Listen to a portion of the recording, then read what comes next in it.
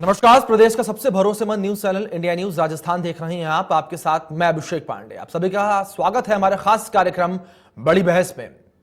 CM Gehlot ने youth excellence centre का उद्घाटन करते हुए कहा कि राजस्थान में सरकार सरकारी नौकरी में प्रदेश के युवाओं को 100% तक रिजर्वेशन देने की तैयारी कर रही है। सरकार इसके लिए कानूनी पहलू का प्रशिक्षण करा रही है। अगर कोई अड़चन नहीं आई तो राजस्थान में होने वाली सरकारी भर्तियों में राज्य के बाहर के अभ्यर्थी शामिल नहीं हो सकेंगे। यह बड़ा ऐलान सीएम की ओर से किया गया। मुख्यमंत्री अशोक गहलोत ने मंगलवार को यूथ एक्सीलेंस सेंटर के शिलान्यास समारोह में यह संकेत दिए।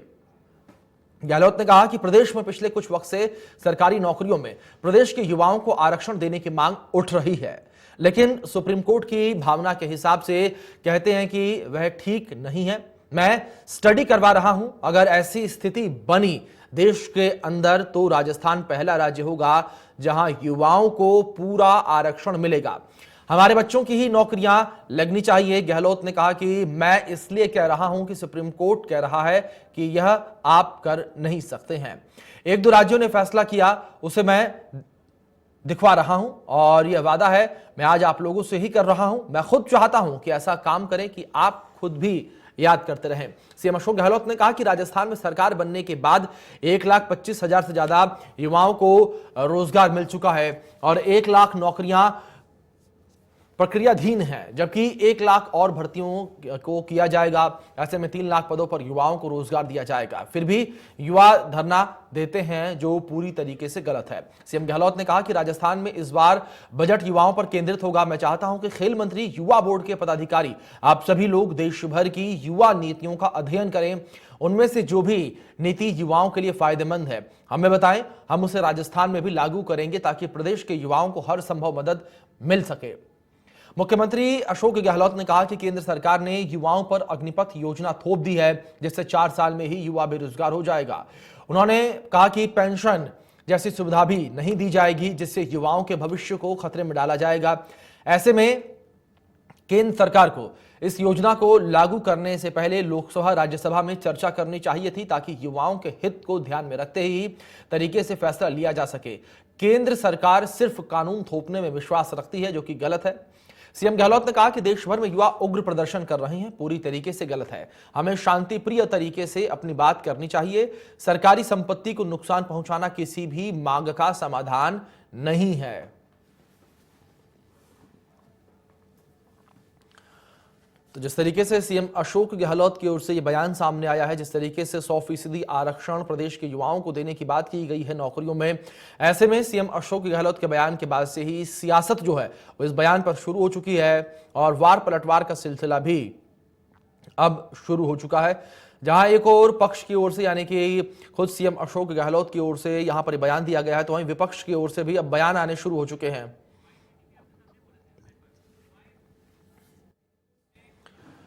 तो वहीं आज की बड़ी बहस की हम शुरुआत करेंगे, लेकिन उससे पहले आपको सीएम अशोक गहलोत ने क्या कुछ कहा है, उनका बयान किस तरीके से है, वो सुनवा देते हैं।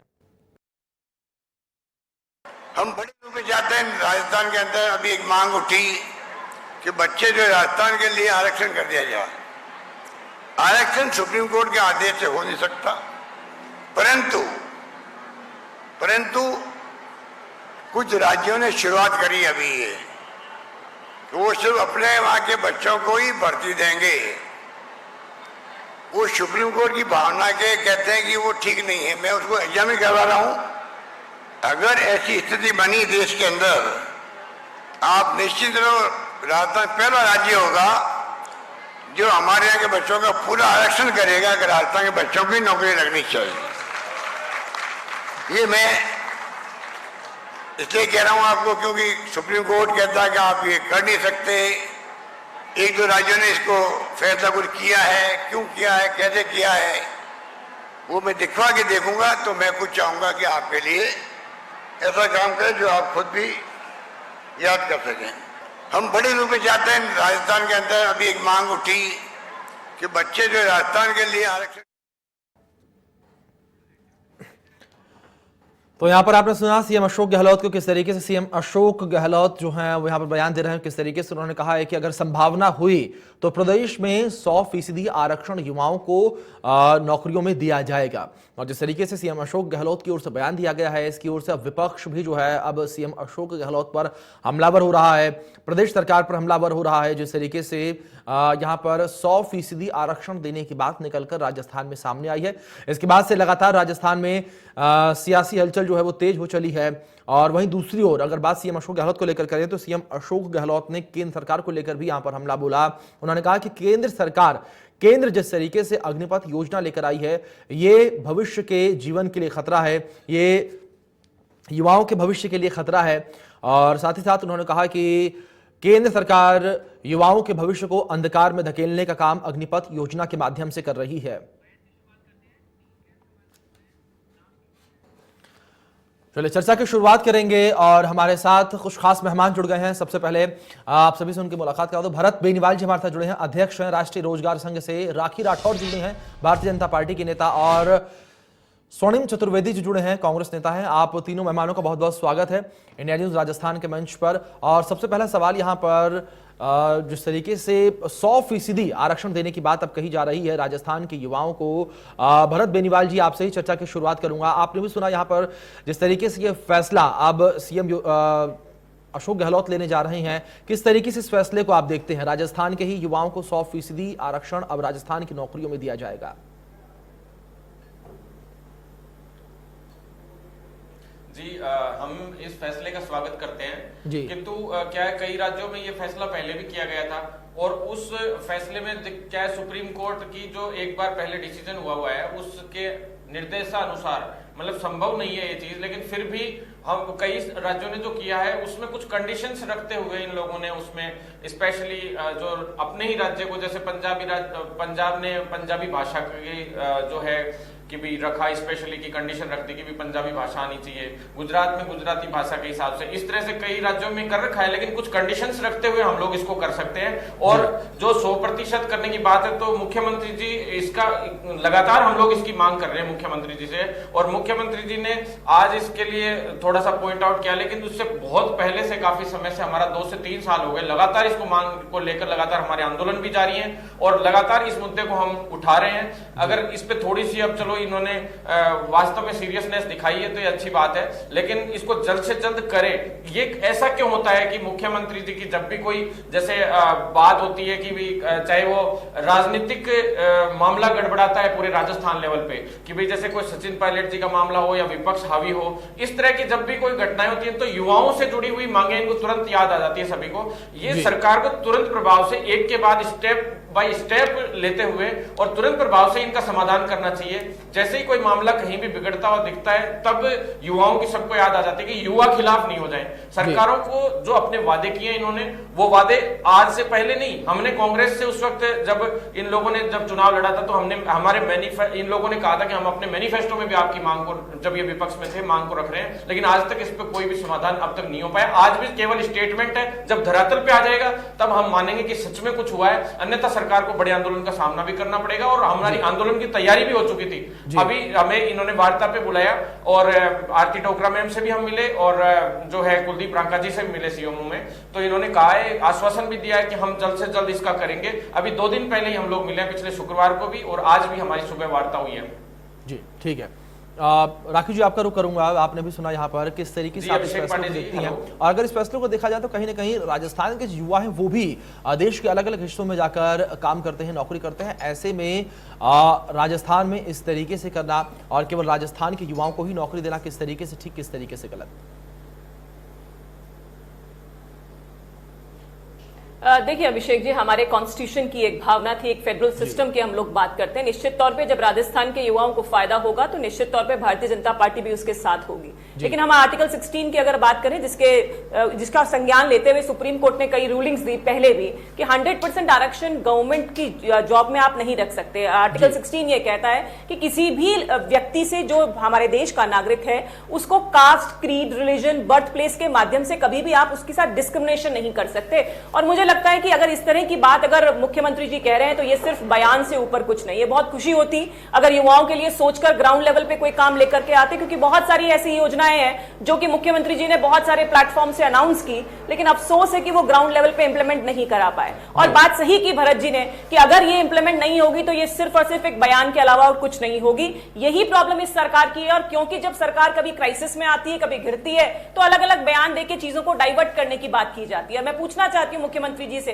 कि आपने जो फ्लैगशिप योजनाएं अब तक जो अनाउंस की हैं उनका क्या हाल है? कभी आपने उसकी समीक्षा की? आए दिन हम अखबारों के अंदर देखते हैं कि युवा संबल योजना, मेरे साथ जो प्रतिनिधि बैठे, मैं तो उनसे पूछना चाहूंगी, युवाओं की बहुत बात करते हैं ना, युवा संबल योजना के बारे में बताइए ना। आपने कहा था कि बेरोजगारों को भत्ता देंगे, क्या हुआ उसकी स्थिति? लेकिन नहीं, बताएंगे नहीं, उसको डाइवर्ट करना चाहेंगे। प्रॉब्लम क्या है? देखिए, जो भी जो स्कीम्स आती हैं या तो वो इंप्लीमेंट हो नहीं सकती, और अगर हो भी सकती हैं तो उसको करने की कार्य क्षमता हमारे में है ही नहीं। पिछले 2 महीने से हम सरकार गायब है, एब्सेंट एब्सेंट एब्सेंट देख रहे हैं। कहां पर नीचे जाकर के ग्राउंड लेवल पे काम करेगी सरकार? इस बात में 100% संशय है, क्योंकि 3.5 साल के अंदर ये सरकार इंप्लीमेंट करने में, उसको ग्राउंड लेवल पे असली जामा पहनाने में बहुत ज्यादा, अमली जामा पहनाने में बहुत ज्यादा प्रॉब्लम में रही है। तो पास्ट रिकॉर्ड देखते हुए मुझे लगता नहीं कि इस बयान से ऊपर कोई भी बात मुख्यमंत्री जी की हो सकती है। चलिए ठीक है राखी जी, आपकी बात को सुना हमने। अब अंत में आते हैं यहाँ पर स्वर्णिम जी के पास। स्वर्णिम जी, आपसे इस पर कमेंट लेना चाहूंगा। आपने भी सुना यहाँ पर राखी जी को किस तरीके से राखी जी तमाम आरोप कांग्रेस पार्टी पर और खुद सीएम अशोक गहलोत पर लगा रही हैं, किस तरीके से जवाब देंगे आप? और सीधे तौर पर इसे केवल जुमला कहा गया है।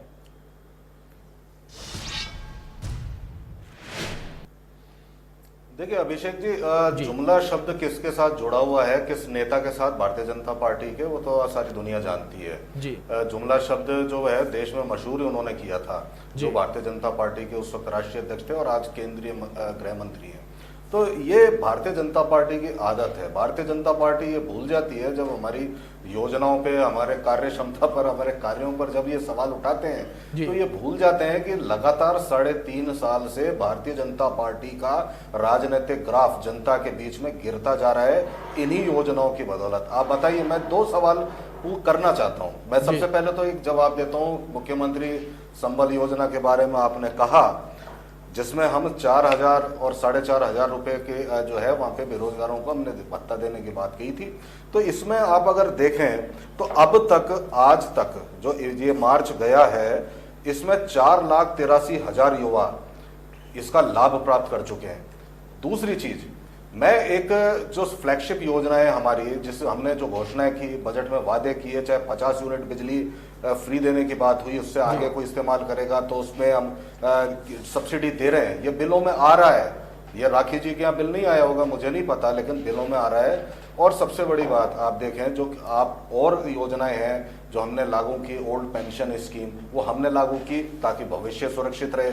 भारतीय जनता पार्टी ने क्या लागू की? अग्निपथ योजना, जिसमें कोई भविष्य ही नहीं है। दूसरी चीज, आप जब कंपेयर करेंगे तो हमने यहाँ पे लागू की मुख्यमंत्री चिरंजीवी योजना, जिसके तहत आज 60 लाख से अधिक लोग आज लाभ प्राप्त कर चुके हैं। इसमें ये वो योजना है जिसमें प्रदेश का प्रत्येक नागरिक लाभान्वित होता है। क्या हिंदुस्तान में कोई ऐसी योजना है जिसमें 10 लाख रुपए तक का उसको मुफ्त इलाज मिलता हो? पूरे हिंदुस्तान की बात मैं कर रहा हूं। अब ये राखी जी ने बड़े प्रश्न उठाए मुख्यमंत्री जी की घोषणा को लेकर के। मुख्यमंत्री जी ने कहा कि जैसे हमारे साथी हैं भरत जी, इन्होंने मांग की है, ऐसे युवाओं ने मांग की है, वो उसका परीक्षण करा रहे हैं, कानूनी पहलू। जब आप उस पे प्रश्न चिन्ह लगाते हैं राखी जी, कि भारतीय जनता पार्टी जब प्रश्न चिन्ह लगाती है तो हाथ ही हाथ जवाब भी दे देना चाहिए कि इन्हीं की सरकार हरियाणा में जब इस तरह की घोषणा करती है तो फिर वो कैसे लागू होगी। तो हम भी परीक्षण करा रहे हैं, क्योंकि मुख्यमंत्री जी ने कहा कि जब सभी स्टेट्स अपने अपने युवाओं को, अपने अपने क्षेत्रवासियों को आरक्षण देना चाहेंगे तो राजस्थान में भी ये योजना लागू होनी चाहिए, इस तरह की बात होनी चाहिए। इसी के लिए कानूनी इसका पहलू देखा जा रहा है।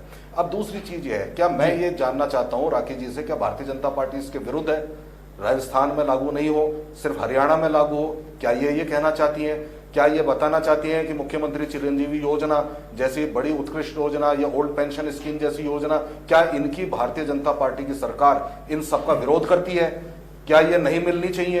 क्या मुफ्त जो बिजली दी जा रही है 50 यूनिट तक, क्या भारतीय जनता पार्टी उसका विरोध करती है? और देखिए, यही योजनाएं हैं जिनके कारण भारतीय जनता पार्टी जब 3.5 साल पहले हमने यहाँ पे विधानसभा का चुनाव लड़ा था, उसके पश्चात जितने चुनाव हुए हैं उनमें लगातार हारती आ रही है। और जिन सीटों पे ये 20,000 वोटों से चुनाव जीते थे, अभी बाई इलेक्शन में जमानत जब्त करा करके भारतीय जनता पार्टी बैठी है। ये वही भारतीय जनता पार्टी है जो बड़े बड़े बातें कर सकती है। इनके नेता जो वादे करते हैं 2 करोड़ नौकरियां प्रति वर्ष, प्रधानमंत्री जी का वादा हवाई, पता नहीं इनके प्रधानमंत्री जी का वादा महंगाई कम करेंगे, कुछ पता नहीं है, महंगाई कम करने होने का नाम नहीं लेती है। इनके प्रधानमंत्री जी का वादा किसानों की आय दुगनी करेंगे, वो आय आज तक दुगनी नहीं हुई। इनका वादा कि साहब हम किसानों को जो लागत आएगा उसका 1.5 गुना एमएसपी देंगे, वो हवाई। आप बताइए ये क्या बात करते हैं? जुमले जो हिंदुस्तान की राजनीति में दिए हैं वो भारतीय जनता पार्टी के नेताओं ने दिए हैं। वो यही अमित शाह थे जिन्होंने घोषणा की थी। स्वर्णिम जी आपकी बात समझे, ठीक है स्वर्णिम जी आपकी बात यहाँ पर समझे, इस पर जवाब राकेश जी से लेंगे, ये इन्होंने ही कहा। ठीक है स्वर्णिम जी, ठीक है आपकी बात समझे। यहाँ पर हम जिस तरीके से लगातार ले लीजिए जवाब में सिर्फ ये पूछ लीजिए कि क्या राजस्थान सरकार की फ्लैगशिप योजनाओं को भारतीय जनता पार्टी बंद करने की मंशा रखती है क्या? बस ये पूछ लीजिए। चलिए ठीक है, जवाब इस पर राकेश जी से लेंगे। राकेश जी आप जवाब दूं इनका? एक मिनट राकेश जी आपको पास आऊंगा, एक छोटा सा कमेंट यहाँ पे भरत बेनीवाल से मिलूंगा मैं।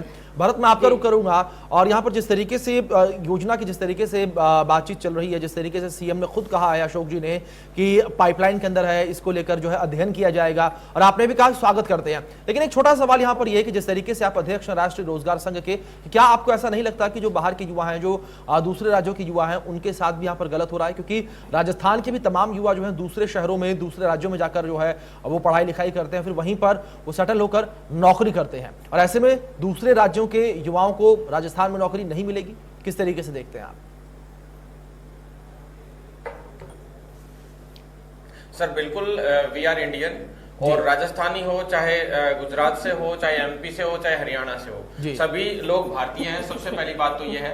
लेकिन सर इस सबसे बड़ी समस्या क्या आ रही है कि दूसरे राज्य जब कोटा फिक्स कर सकते हैं तो फिर अपने राजस्थान में भी इस चीज पे कुछ ना कुछ तो एक्शन लेना चाहिए। तो उसके अनुरूप हम लोगों ने इस बात को रखा, और सबसे बड़ी बात ये थी कि भी राजस्थान में भी रखा तो हर बार 2 साल से सिर्फ रिसर्च चल रही है इस पे। ये बड़ा दुर्भाग्य है। इन मांगों को लेकर सरकार को वास्तव में पूरी तरह से सीरियस होना पड़ेगा, और सीरियस होते हुए इनको लागू करना चाहिए। और बाहरी राज्यों के कोटे का जो मुद्दा है ये लगातार चल रहा है। मैंने मेरे चिकित्सा विभाग में बाहरी राज्यों का कोटा पूरी तरह से एक तरीके से खत्म करवाने में हम लोग सफल रहे। 2012 में हमने आंदोलन किया, 2013 में हमने राजस्थान जैसे नर्सिंग काउंसिल, मेडिकल काउंसिल या पैरामेडिकल काउंसिल, उसका रजिस्ट्रेशन जरूरी है यहाँ की भर्ती में अप्लाई करने के लिए, और रजिस्ट्रेशन में कम से कम 2 से 3 महीने की प्रक्रिया पूरी होती है। तो जैसे ही फॉर्म आते थे तो बाहरी राज्यों के लोग पहले यहाँ का रजिस्ट्रेशन बनवाने में समय लग जाता था, उनको 2-2, 3-3 महीने लग जाते, तो ऑटोमेटिकली वो बाहर हो जाते थे भर्ती से। इस तरह से कोई ना कोई इनको काउंसिल बनानी चाहिए, शिक्षा काउंसिल, और उस काउंसिल के जरिए से रजिस्ट्रेशन का कुछ मैं सुझाव भी देना चाहूंगा। मैंने सरकार को सुझाव दिए, कुलदीप राका जी को, और इनको भी सुझाव दिया अभी हमने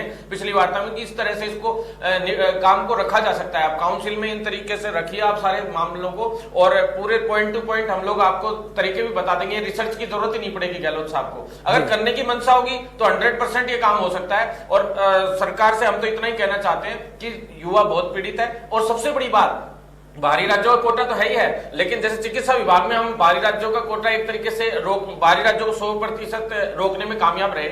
लेकिन जो है सबसे बड़ी बात, जो अदर फील्ड है, जो ज्यादा भर्तियां जिनमें आ रही है, जैसे दंत एक मेडिकल की वैकेंसी थी, डेंटल टेक्नीशियन, उस टाइम उसमें पैरामेडिकल काउंसिल में रजिस्ट्रेशन, इसमें डेंटल काउंसिल में रजिस्ट्रेशन नहीं होते थे उनके। तो क्या बाहरी राज्यों से फर्जी जो डिग्रियां बनवा के ला रहे हैं चिकित्सा विभाग में, आप चलो एक बार के लिए बाहरी राज्यों का कोटा तो रोक देंगे, लेकिन अपने ही राज्य के बहुत सारे लोग फर्जी डिग्रियां, फर्जी डिप्लोमे, 12th की मार्कशीट ये बनवा के यहाँ पे मेरिट आधार पे जो भर्तियां होती हैं, उस खाके को भी सरकार को बंद करना चाहिए। लिखित परीक्षा से मेडिकल विभाग की सारी भर्तियां वो होनी चाहिए। ये काफी सुधार हमें करने होंगे, तब जाके ये पूरा खाका सुधरेगा। क्योंकि बाहरी राज्यों का नाम ले लेके राजस्थान के भी तो फर्जी से सुधारों के बारे में हम बात करेंगे स्वर्णिम जी से। ठीक है भरत जी, इन सुधारों के बारे में स्वर्णिम जी से बात करेंगे, लेकिन इस बीच राकेश जी से एक बार जवाब लेता हूं मैं। राकेश जी, आपने भी सुना यहाँ पर स्वर्णिम जी को तमाम आरोप लगे हैं भारतीय जनता पार्टी पर, जवाब दीजिए।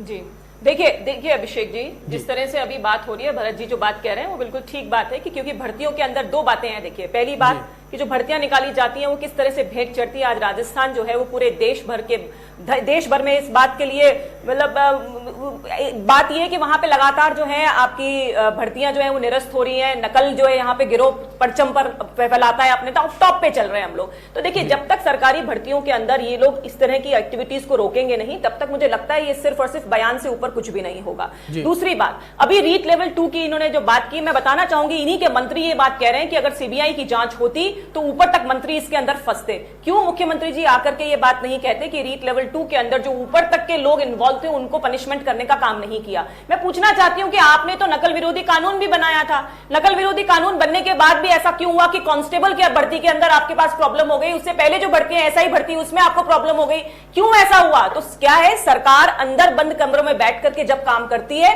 तो अल्टीमेटली रिजल्ट जो है वो सामने जनता के सामने जीरो लेवल पर आता है। अभी उपचुनाव की बात कर रहे थे स्वर्णिम जी, मैं बताना चाहूंगी कि आज तक के इतिहास में राजस्थान में ऐसा कभी नहीं हुआ कि जो जिला प्रमुख की सीट है उसमें ज्यादा जो है विपक्ष में बैठी हुई पार्टी के लोग हों। आज 33 जिला प्रमुख में से 21 जिला प्रमुख जो है वो भारतीय जनता पार्टी के। अगर आपको पिक्चर दिखानी तो पूरी पिक्चर दिखाइए। जब आप उपचुनाव की बात करते हैं तो चुनाव सभी बताइए, आप बताइए क्यों ऐसा हुआ कि कांग्रेस सरकार के विरुद्ध हमने 33 जिला प्रमुख सीट में से 21 सीटों पर भारतीय जनता पार्टी का कब्जा हुआ। तो ये निश्चित तौर पे कांग्रेस का। और जहां तक ये बेरोजगारी भत्ते की बात कर रहे थे, अभी युवा संबल योजना की बात करते हैं, मुझे लगता है शर्म आनी चाहिए आपको कि आप ये कह रहे हैं कि 4000 बेरोजगार जो है वो इस समय इसका लाभ उठा पा रहे हैं। आज की डेट ये है कि युवा संबल योजना, जिसके लिए इन्होंने शुरू में कहा था कि हम बेरोजगारों को भत्ता देंगे, 27 लाख से ऊपर हमारे पास बेरोजगार हैं और उनको हम लोग भत्ता प्रोवाइड कराएंगे, लेकिन आज स्थिति हो गई कि हम 4000 पर आ गए और उनकी भी ट्रेनिंग स्टार्ट नहीं हुई है। तो अभिषेक जी, ये जुमलों से ऊपर कुछ नहीं है।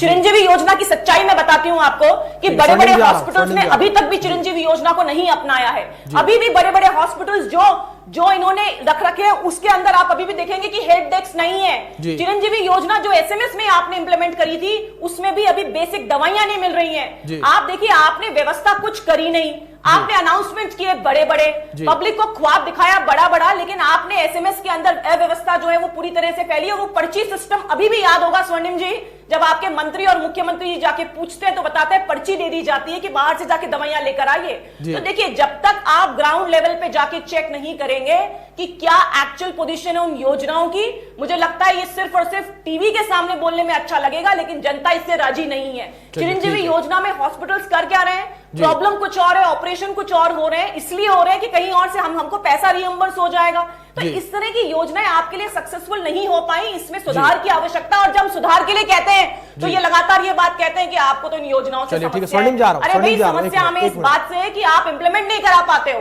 आपके ही विधायक कहते हैं ये बात, आपके ही लोगों की बात है जी, आप साफ तौर पर ये कह रहे हैं कि तमाम योजनाएं जो है नहीं करा पा रहे कांग्रेस पार्टी की ओर से, कांग्रेस सरकार की ओर से लाई जाती है, लेकिन इंप्लीमेंट जो है उनका नहीं हो पाता जमीनी स्तर पर। स्वर्णिम जी, जवाब। देखिए, मैं तो एक छोटी सी बात कर रहा हूं। अभी राखी जी ने कहा, जो शायद मेरी बात इन्होंने सुनी नहीं थी, ये व्यस्त कर रही होंगी कोई और आंकड़े देखने में। मैंने अभी ये बताया कि मुख्यमंत्री संबल योजना के तहत आप कह रही हैं कि आज की डेट में कितने लाभार्थी ये बता दीजिए। देखिए स्वर्णिम जी, इधर उधर की बात नहीं कीजिए ना। आज की डेट में कितने लाभार्थी हैं युवा संबल योजना में? आप ऑफिशियल चैनल पे बताइए कि कितने लोग अभी इसमें इसका लाभ उठा पा रहे हैं, ये बताइए। आप सुन लीजिए तो। स्वर्णिम जी बोलिए, बिल्कुल बोलिए, सच बोलिएगा। स्वर्णिम जी, एक बार यहाँ पर माफी के साथ मैं रोकना चाहूंगा आपको। स्वर्णिम जी, एक बार माफी के साथ मैं आपको रोकना चाहूंगा। राखी जी, आपको भी रोकना चाहूंगा, मेरी मजबूरी है, मुझे यहाँ पर छोटा सा ब्रेक लेना पड़ेगा। ब्रेक के उस पार आऊंगा मैं। स्वर्णिम जी, आपसे इसी मुद्दे पर चर्चा करेंगे, रुकेंगे छोटे से ब्रेक के लिए।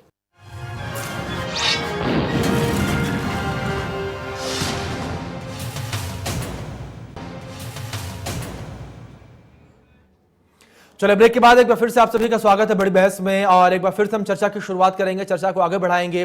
स्वर्णिम जी, चर्चा की शुरुआत एक बार फिर से आपसे करेंगे। जिस तरीके से ब्रेक पर जाने से पहले आप पर तमाम आरोप लगे, कांग्रेस पार्टी पर आरोप लगे, जिस तरीके से राखी जी ने कहा कि कांग्रेस की ओर से, कांग्रेस पार्टी की ओर से, सरकार की ओर से कांग्रेस की तमाम वादे किए जाते हैं, लेकिन धरातल पर कुछ भी नजर नहीं आता है।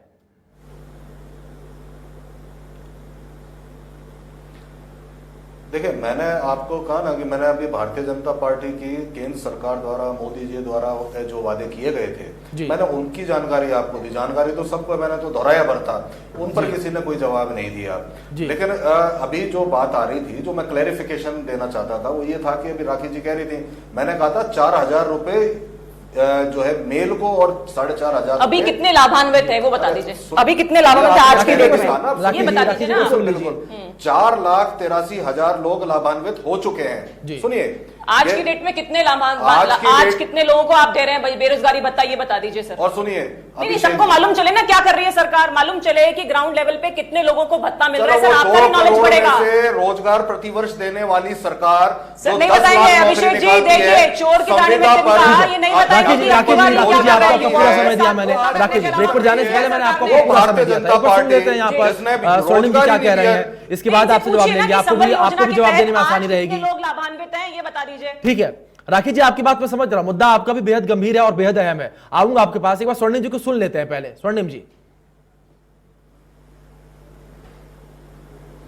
देखिए अभिषेक जी, अब मैं बता रहा हूं, भारतीय जनता पार्टी की समस्या यह है कि सुनना ये चाहते नहीं है। हमारे यहाँ पे जो योजनाएं बनती है ना, वो योजनाएं बनती है जनप्रतिनिधियों से चर्चा करके। जिनके यहाँ पे योजना बनती है अग्निपथ जैसी या काले कृषि कानून जैसी, जो प्रधानमंत्री बनाते हैं अपने दफ्तर में अकेले बैठ करके, और फिर जनप्रतिनिधियों को बताते हैं कि अब जाकर के जनता को बताओ कि हमने तुम पर ये एक योजना थोप दी है।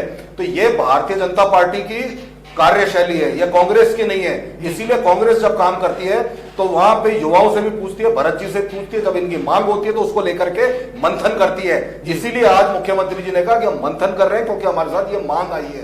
तो ये मुद्दा ये है, ये कार्यशैली है जिसको हम करते हैं। ये भारतीय जनता पार्टी जिसने अपने राजस्थान के शासन में 1.5 लाख नौकरियां दी थी और 3.5 लाख नौकरियों जो अभी पाइपलाइन में जो हम दे रहे हैं, लेकिन भारतीय जनता पार्टी को नजर नहीं आएगा। ये 2 करोड़ नौकरी प्रतिवर्ष देने का वादा करते हैं, 16 करोड़ नौकरियां तो कहीं मिली नहीं, और 10 लाख की अभी इन्होंने घोषणा की है, जबकि 26 लाख 29,000 पद, 26 लाख 29,000 पद केंद्र सरकार के समक्ष उनके विभागों में खाली पड़े।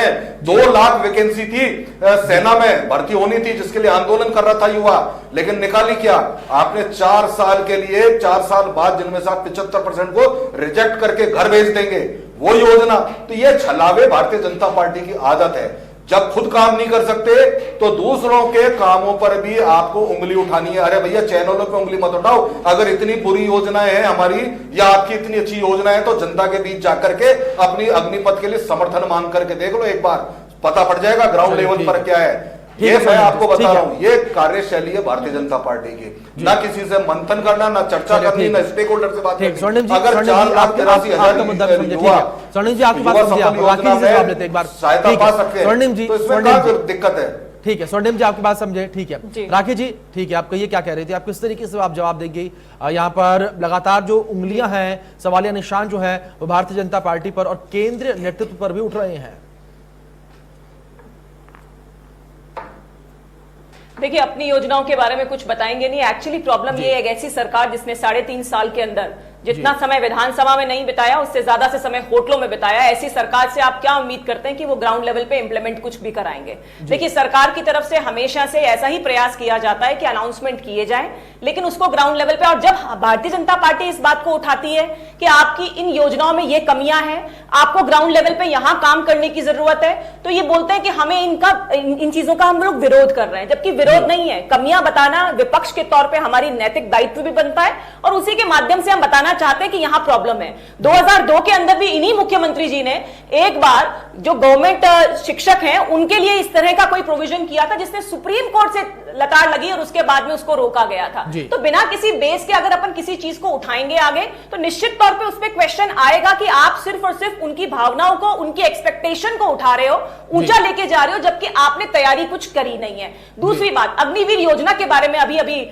स्वर्णिम जी ने बहुत लंबी चौड़ी बात की। मैं पूछना चाहती हूं कि आपको क्यों कांग्रेस को हर बार प्रॉब्लम होती है कि जब भी सेना कोई काम करेगी यहाँ के इंस्टीट्यूशन पे, चाहे वो इलेक्शन कमीशन हो, चाहे वो सेना हो, चाहे वो सुप्रीम कोर्ट हो, इनको जो फेवर करता है उसको तो हम मानेंगे, जो इनको फेवर नहीं करता उसमें हमें समस्या हो जाती है। ये एक ऐसे राजस्थान में बैठ के हम बात कर रहे हैं जहां पे सीएचएस कई महीनों से प्रोटेस्ट कर रहे हैं। एक ऐसे राजस्थान में हम बात कर रहे हैं जहां पे बेरोजगारी दर मैक्सिमम है। एक ऐसे राजस्थान में हम बात कर रहे हैं जहां बिजली, अभी फ्री बिजली की बात कर रहे थे, फ्री बिजली क्या देने के लिए बिजली नहीं है। छत्तीसगढ़ सरकार में जहां पे आपका कांग्रेस की सरकार है, उसको कोऑर्डिनेशन आपकी प्रॉब्लम जो है रोजगार को लेकर, ठीक है राकेश जी, यहाँ पर रोजगार को लेकर भरत जी से बात कर लेते हैं। ठीक है राकेश जी एक बार भरत जी से बात कर लेते हैं रोजगारों को लेकर। भरत जी आपके पास आऊंगा मैं, और जानकारी आपसे लेना चाहूंगा, जिस तरीके से प्रदेश सरकार की ओर से तमाम दावे किए जा रहे हैं, आप किस तरीके से उन दावों को देखते हैं रोजगार के संदर्भ में?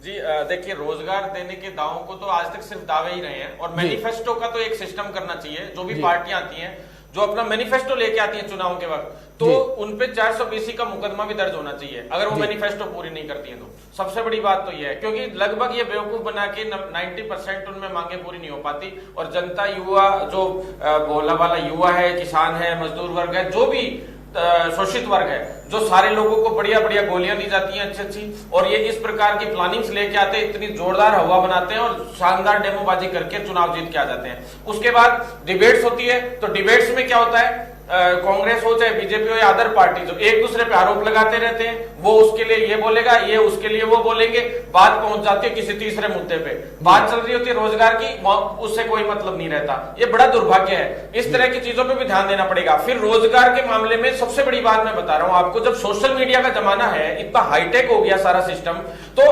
आप विशेषज्ञों से राय लेते हैं। मुझे तो ये समझ में नहीं आता कि ये विशेषज्ञ होते कौन से हैं, आज तक उनको ढंग से हम देख नहीं पाए, उन्होंने कभी लाइव वीडियो आके उन्होंने उनके फायदे और नुकसान नहीं गिनाए। ये बहुत बड़ा दुर्भाग्य। तो युवाओं से खुद को इनको वोटिंग करवानी चाहिए। किसी भी योजना को इंप्लीमेंट करने से पहले 4 चीजें होती हैं। सबसे पहले ऑब्जर्वेशन, उस योजना का ऑब्जर्वेशन होता है, उसके बाद उसके अंदर आप वो रिसर्च करते हैं, रिसर्च के बाद प्लानिंग, और प्लानिंग के बाद इंप्लीमेंटेशन होता है। लेकिन उसके साथ साथ एक नया कदम साथ उठाना पड़ेगा, जिसमें एडवाइस लेनी पड़ेगी युवाओं से। युवाओं से आप वोटिंग करवाइए ना कि योजना किस प्रकार की है, वोटिंग भी साथ में एक कदम उठाना पड़ेगा। और इस तरह से रोजगार में, जैसे अब कोई भी योजना है, अब ये कह रहे हैं युवा संबल योजना वाला, पहली बात तो युवाओं को इस तरह से बनाइए ना कि उनको भत्ता लेना ही नहीं पड़े, उनको रोजगार मिले, और आप उनको आत्मनिर्भर बनाइए, और उनको ज्यादा से ज्यादा सरकारी नौकरियां केवल इसका वो नहीं है समाधान। प्राइवेट सेक्टर में भी बाहरी राज्यों का कोटा है जो फिक्स होना होगा सब तरीके से, क्योंकि अपने जो प्राइवेट सेक्टर में जैसे अलवर या एनसीआर एरिया जो राजस्थान का, या कई ऐसी जगह है जहां पे अच्छी फैक्ट्रीज, इंडस्ट्रीज वगैरह है, तो उनमें भी या खाने हैं, यहाँ पे बाहर से लोग आ जाते हैं और ज्यादातर लोग उन्हीं पे कब्जा करके बैठे। तो ये बहुत बड़ा दुर्भाग्य है। और सबसे बड़ी बात, प्राइवेट सेक्टर में जो शोषण हो रहा है, 7-7 हजार से 8-8 हजार से ऊपर सैलरी नहीं मिलती है। लोग बीएससी नर्सिंग, जीएनएम या डेंटिस्ट 12-12, 10-10 हजार में, फार्मासिस्ट नौकरी कर रहे हैं जिनकी डिग्री 8-8 लाख रुपए में डिग्री होती है, 10-10 लाख में। उसका ब्याज क्या होता है, 2 रुपए सैकड़ा, 1 रुपए सैकड़ा हिसाब के हिसाब से भी आप देखेंगे तो लास्ट एंड फाइनल आप देखिए 8-8, 10-10 हजार रुपए, तो उसका सालाना ब्याज नहीं, मंथली ब्याज हो गया। तो आप देखिए, ठीक है भरत जी, आपकी बात समझे, ठीक है डिग्री भी की उन्होंने, ठीक है भरत जी, आपकी बात समझे। एक बार चर्चा को यहाँ पर विराम लगाएंगे। इस बीच सीएम अशोक गहलोत क्या कुछ कह रहे हैं, किस तरीके से कैंसर अस्पताल का निरीक्षण उद्घाटन कर रहे हैं, उस कार्यक्रम में ले चलते हैं। वो भूखा नहीं सोएगा, तो आप लोगों ने जोधपुरवासियों की रिवायत है, यहाँ की संस्थाएं, एनजीओ, आप सब लोगों ने एक दूसरे की इमदाद करी और कोई भूखा नहीं सोया। सरकार ने भी हमने 5,500 रुपये भेजे 5 बार किस्तों के अंदर। घरों में जो बिल्कुल गरीब थे, जैसे लोग थे, वो भूखा नहीं रहना चाहिए। प्रबंधन चाहे 40,000 के इंजेक्शन थे, वो भी फ्री लगाए गए, इलाज फ्री रखे। तो ये जो मेडिकल को राजस्थान ने जो अपनाया है एक प्रकार से, जिसकी हिस्ट्री बताई आपको अभी करता जी बिना जी ने, पिछले टर्म में मैंने दवाएं फ्री करने की घोषणा करके 700, 800, 900 दवाएं फ्री करी थी। उसके बहुत बड़ा पूरे देश के अंदर मैसेज गया था।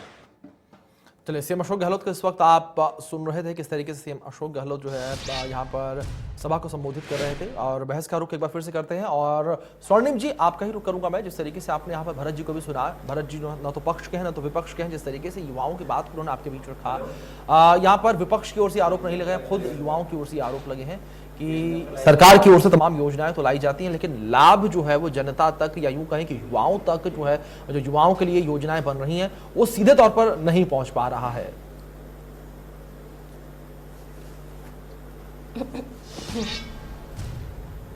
जी अभिषेक जी किससे पूछ रहे हैं आप? जी स्वर्णिम जी आपसे ही पूछ रहा हूं मैं। हाँ देखिए, मैं आपको ये बता रहा हूं कि अभी देखिए हमने डिस्कस कर रहे थे यहाँ पे, ये भरत जी ने भी कहा कि भाई युवाओं से पूछना चाहिए, यानी कि इनका तात्पर्य है कि स्टेक होल्डर्स जो है उनसे बात होनी चाहिए। अब भारतीय जनता पार्टी के शासन में तो समस्या है कि अरे आप युवा संबल योजना में पूछा था क्या इनसे पहले आपने? अरे कैसी बातें कर रहे हैं अभिषेक? संसद में आपने अग्निपथ योजना को लेकर के आपने कोई चर्चा की? पूछा था क्या कि इंटर्नशिप फॉलो करेंगे? उसमें जो समस्या आने वाली है, जो समस्या आने वाली है राजस्थान, हरियाणा, अपनी बात नहीं करनी है इनको, और वो समस्या ये है, इनको मालूम नहीं युवा संबल योजना में कितने लोगों को लाभान्वित कर रहे हैं आप। रेजिमेंट सिस्टम समाप्त किया। मैं राजस्थान की बात करता हूँ यहाँ पे 7,500 युवा संबल योजना 7,500 पूछ के चेंज की थी क्या? आपके मैनिफेस्टो में कुछ और था, बाद में कुछ और हुआ, अब क्या होगा? क्या रेजिमेंट सिस्टम समाप्त करने के बाद राजस्थान से केवल भर्ती होंगे 2600 युवा, उनमें से भी केवल रिटेन होंगे 25%, यानी कि 650, 7,500 और 650। लेकिन यहाँ पर स्वर्णिम जिस तरीके से राखी जी भी कर रही हैं कि युवा संबल योजना को लेकर भी आप बार बार पीछे हट रहे हैं, उस पर जवाब दीजिए। आपने युवा से पूछ किया था कि इंटर्नशिप को पूछा था क्या? ये बैठे मेहरबान जी बैठे, भरत जी बैठे, पूछिए इनसे पूछा था क्या? सुनिए, जबरदस्ती ज्ञान दे रहे हैं। 4,83,000 युवाओं को हम आज तक यहाँ पे लाभ दे चुके हैं। दूसरी चीज, नहीं आपने इंटर्नशिप की डाल दी उसमें क्लॉज, क्या आपने युवाओं से पूछा था क्या? भरत जी बताइए, पूछा था क्या कि इंटर्नशिप की हम डालेंगे इसमें क्लॉज? नहीं पूछा। आज इनसे पूछो, आज की डेट के अंदर कितने लाभान्वित हैं नहीं मालूम है। चलिए कि ऐसी बातें मत कीजिए। आज सीएचए ग्राउंड पे बैठा है। इंटर्नशिप योजना होती है हर दूसरा ग्रेजुएट अनएम्प्लॉयड है राजस्थान में। दूसरा ग्रेजुएट। स्वर्णिम जी राखी जी ठीक है, आप दोनों लोगों की बातों को समझे। हम यहाँ पर सीधी सी बात यहीं पर है कि तमाम राजनीतिक दल जो है वो एक दूसरे पर आरोप प्रत्यारोप लगाते रहते हैं, और यह आरोप प्रत्यारोप का जो सिलसिला है वो शायद कभी समाप्त नहीं होगा। मैं जल्दी जल्दी 30 सेकंड आप दोनों लोगों को दूंगा, समय कम है मेरे पास, फाइनल कमेंट लूंगा यहाँ पर। राखी जी पहले फाइनल कमेंट मैं आपसे लूंगा, ठीक है? स्वर्णिम जी समय कम है मेरे पास, यहाँ पर चर्चा पर भी विराम लगाना है मुझे। फाइनल कमेंट राखी जी आपसे, 30 सेकंड आपके पास। देखिए अभिषेक जी, अभिषेक जी जिस तरह से झूठे वादों के साथ में घोषणा पत्र के हर एक स्टेटमेंट को गलत प्रूफ करते हुए कांग्रेस सरकार 3.5 साल से चल रही है, वैसे युवाओं के कामों के साथ में उनके साथ में खिलवाड़ कर रही है। आप देखिए उन्होंने युवा संबल योजना में बेरोजगारों को भत्ता देने की बात की, लेकिन उस पर वो पलट गई। अभी भी ये जो 100% आरक्षण की बात है, हम तो खुश हैं कि अगर हमारे लोगों को ज्यादा मौका मिले, लेकिन ये ग्राउंड लेवल पे होगा नहीं। बेटर ये है कि मुख्यमंत्री जी अपना पूरी एनर्जी इस बात पे लगाएं कि जो भर्तियां हो वो बिना किसी नकल के, बिना किसी फर्जीवाड़े, बिना किसी पेपर लीक के, और इनके जो मंत्री इन्वॉल्व है उन पर एक्शन लेकर के एक मिसाल पेश करें कि अगर किसी ने इस तरह का काम किया तो हम लोग उस पर बहुत कठोर कदम उठाएंगे। ऐसा नहीं कि आपने छोड़ दिया। आपके मंत्री डेगू मंत्री, आपके एमएलए कह रहे हैं कि मंत्री इसमें इन्वॉल्व है, रीट लेवल 2 में सीबीआई जांच कराइए। स्वर्णिम जी आपसे फाइनल कमेंट लूंगा, 30 सेकंड। देखिए भारतीय जनता पार्टी की आदत है पहले वादे करो और उनको फिर जुमला करार दे करके पीछे हट जाओ। ये भारतीय जनता पार्टी ने लगातार 8 साल से करके हिंदुस्तान में दिखाया है, इसके अलावा हिंदुस्तान में कुछ नहीं किया। राजस्थान पर सबसे बड़ी अगर आज बेरोजगारी दर है हिंदुस्तान में तो आज है 45 साल में सबसे ज्यादा, 70 साल में सबसे ज्यादा ये बेरोजगारी दर है। आज अगर लेकिन राजस्थान के युवा भी सड़कों पर दिखाई देते हैं, लेकिन स्वर्णिम जी राजस्थान के युवा भी सड़कों पर दिखाई देते हैं राजस्थान सरकार के विरोध में। और भरत बेनीवाल जी इसका सही जवाब दे पाएंगे। भरत जी, भारतीय जनता पार्टी शासित प्रदेश हरियाणा। स्वर्णिम जी, भरत जी से फाइनल कमेंट एक बार लेता हूं मैं। भरत जी, अभी बेरोजगारी दर तो बहुत ज्यादा है राजस्थान में जी। मेरा तो फाइनल कमिटमेंट सर आपकी अपने मीडिया के माध्यम से मुख्यमंत्री जी तक यही बात पहुंचाना चाहूंगा कि आप जो ये 100% जो बाहरी राज्यों के कोटे बाहरी राज्यों को रोकने के हिसाब से जो ये कर रहे हैं, तो ये इसका हम स्वागत तो करते हैं, लेकिन इसको इंप्लीमेंट भी कीजिए। दूसरा जो है, जो जितने भी बेरोजगारी भत्ता है उसमें कंडीशन जो है वो बंद कीजिए। तीसरी चीज सबसे बड़ी बात, जो भर्तियां अभी पेंडिंग चल रही है उनको करा दीजिए, क्योंकि साफ तौर पर जो भर्तियां जो लंबित पड़ी हैं उनको कराया जाए, उनका क्रियान्वयन किया जाए, को फाइनल स्टेज पर पहुंचाया जाए। और सीधी सी बात यहाँ पर यह भी है कि राजनीतिक दल, ठीक है भरत जी आपकी बात भी समझे, यहाँ पर सबसे बड़ी बात यहाँ पर यह भी है कि राजनीतिक दल जो इस वक्त लगातार एक दूसरे पर आरोप प्रत्यारोप लगा रहे हैं, यहाँ पर सबसे बड़ा मुद्दा यहाँ पर यह है कि इन राजनीतिक दलों को और इन राजनीतिक दलों की जो सरकारें जिन जिन प्रदेशों में है, यहाँ पर इन्हें अपने अपने गिरबान में झांकना चाहिए, इसके बाद एक दूसरे पर आरोप प्रत्यारोप जो है लगाना चाहिए। इसके साथ चर्चा पर विराम लगाऊंगा। भरत जी, राखी जी, स्वर्णिम जी, आप तीनों मेहमानों का बहुत बहुत शुक्रिया। आप तीनों मेहमानों ने अपना कीमती वक्त इंडिया न्यूज राजस्थान को दिया है। और यहां पर यही है कि जिस तरीके से सीएम अशोक गहलोत ने इस बात की अनाउंसमेंट कर दिया, घोषणा कर दी है कि इसको लेकर काम किया जा रहा है कि राजस्थान में 100% आरक्षण राजस्थान के युवाओं को दिया जाएगा। हम भी उम्मीद यही करते हैं कि जो कुछ भी फैसला आए वो युवाओं के हित में हो और एक बार फिर से युवा जो है वो प्रदेश की सड़कों पर नजर ना आए, युवा जो है वो कहीं बेहतर जगह पर कार्य करते हुए नजर आए। इसी के साथ चर्चा पर विराम लगाएंगे। धन्यवाद, देखते रहिए इंडिया न्यूज।